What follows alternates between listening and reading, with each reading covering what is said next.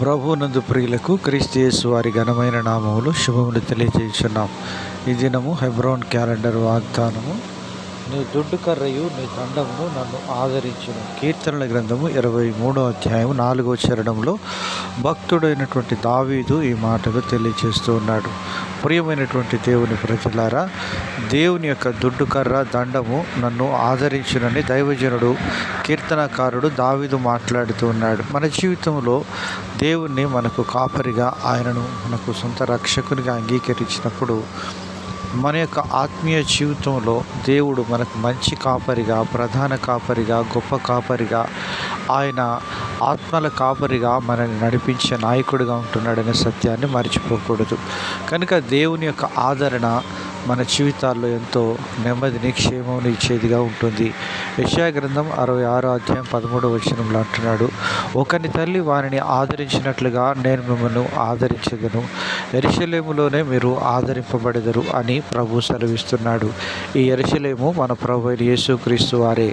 కనుక దావీదు సౌలు చేత తరమబడుతున్నప్పటికీ ఎన్నో మార్లు దేవుడు తనను ఆదరించి ధైర్యపరిచి కృప చూపించిన స్థితిని కలిగి ఉంటున్నాడు. అందును బట్టి దావీదు తన అనుభవంలో ఈ మాటలు చెప్పగలుగుతూ వచ్చినాడు. ప్రియమైనటువంటి దేవుని ప్రజలారా, ఆ విధంగా నీవు నీ యొక్క ఇంటి వారి చేత, నీ బంధువుల చేత, నీ రక్త సంబంధికుల చేత నీవు తరమబడుతున్నావా? నీ ఇంటి వారు నీకు శత్రువులు అయిపోయి ఉంటున్నారా? అయితే భయపడక, దిగులు పడక, దావీదును ఆదరించిన దేవుని వైపు చూసి మనం కూడా ముందుకు సాగినప్పుడు ఆయన దుడ్డు కర్ర దండం మనల్ని కూడా ఆదరించేదిగా ఉంటుంది. అలాగున దేవుడు నిన్ను కూడా ఆదరించారని చూస్తూ ఉంటున్నాడు. అయితే మనం దావీదు వలె ఆయన వైపు చూచి ఆయనపై ఆధారపడినప్పుడు ప్రభువు మనకు సహాయం చేసేవాడుగా ఉంటున్నాడు.